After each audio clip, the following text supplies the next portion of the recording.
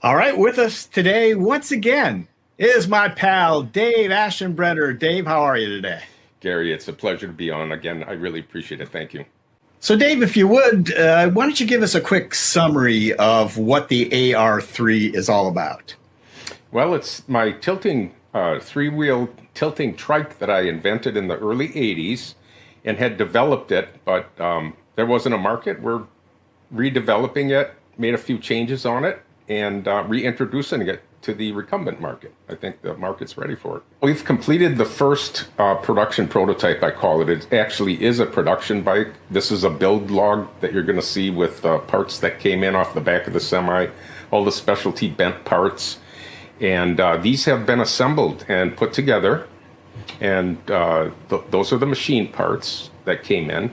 We've built jigs so that the frame was assembled properly. These are the frames all welded together, ready to go. This is the rear stay jig, and this is the yoke jig that we made.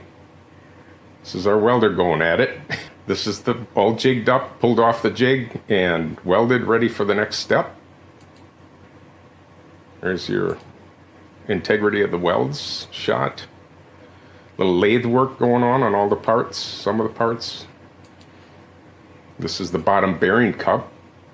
The seat mold was made by machining a piece of foam, medium density foam, and we used it for a vacuum former mold, which is on the vacuum former there.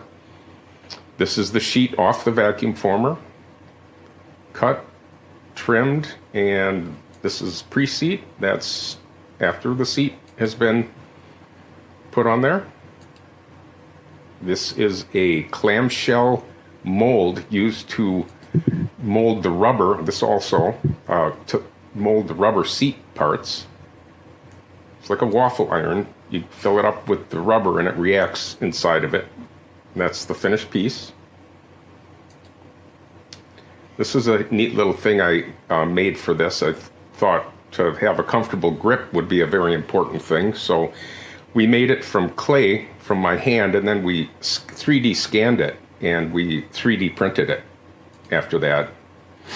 All of these parts were prototyped with a 3D printer, including the logo.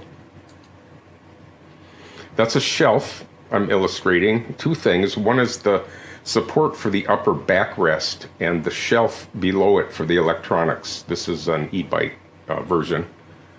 And this is right after I got done wiring it up. Well, I had the opportunity to show off the AR3 in its finished format, and with no further ado. It's a center pivot steer. You'll see the caster on it forces the steering. When you lean the frame of the bike, it forces the steering to lean.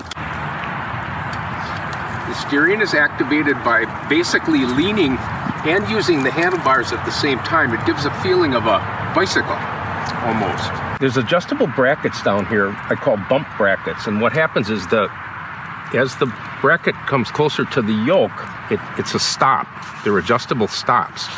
And what you'll see here is you can adjust it real tight so that the tire almost comes in to the frame or to the seat here.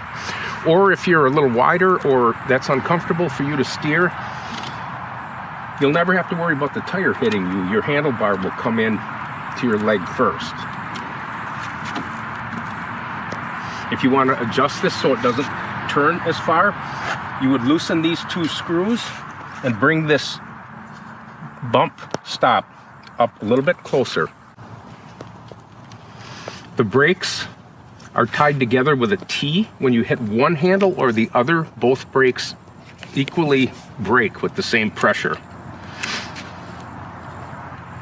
The front chain ring is adjustable by loosening 4 bolts underneath here and sliding this whole assembly up or down the boom. The steering is unique on this. I call it active steering.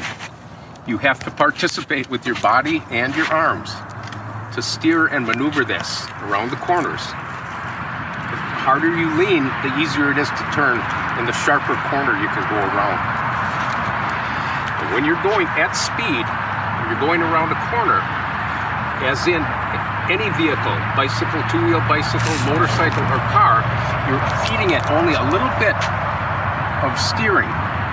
So you're not going to get this lean effect in a real long, sweeping, fast turn.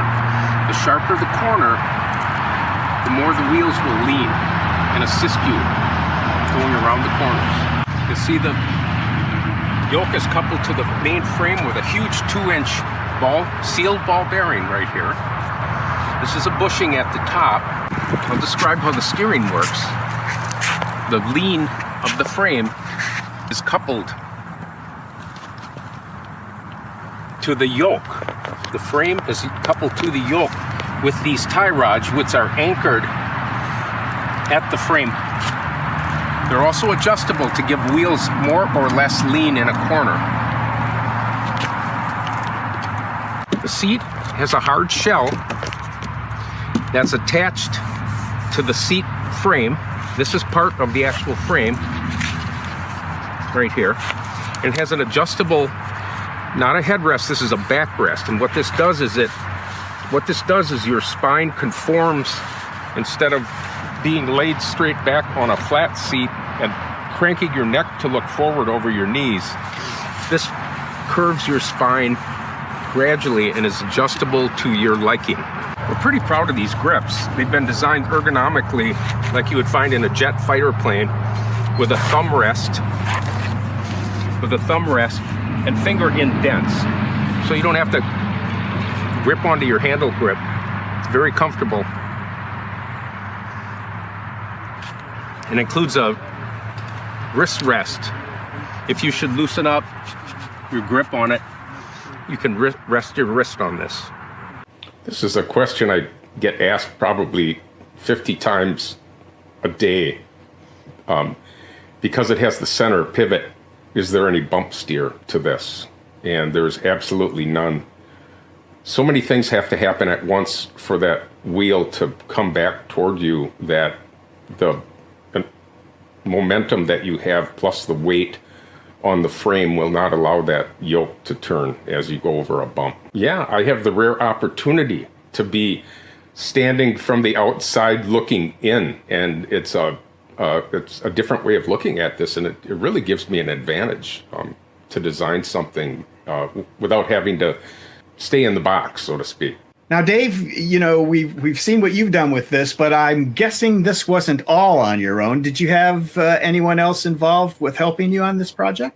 Yeah, I learned a long time ago to surround yourself with smarter people than you. And that's what I've done. I've got some really dedicated employees that have been with me for a long time. My wife, Richard Harvey Jr., I mentioned him in all my videos. He came to work for us when he was still in his teens, I believe. And most recently, Jonathan Ryan Ball, who is our welder and great fabricator. He's got his own fabrication business also, and I use him as much as I can when I can get a hold of him. Just a great guy.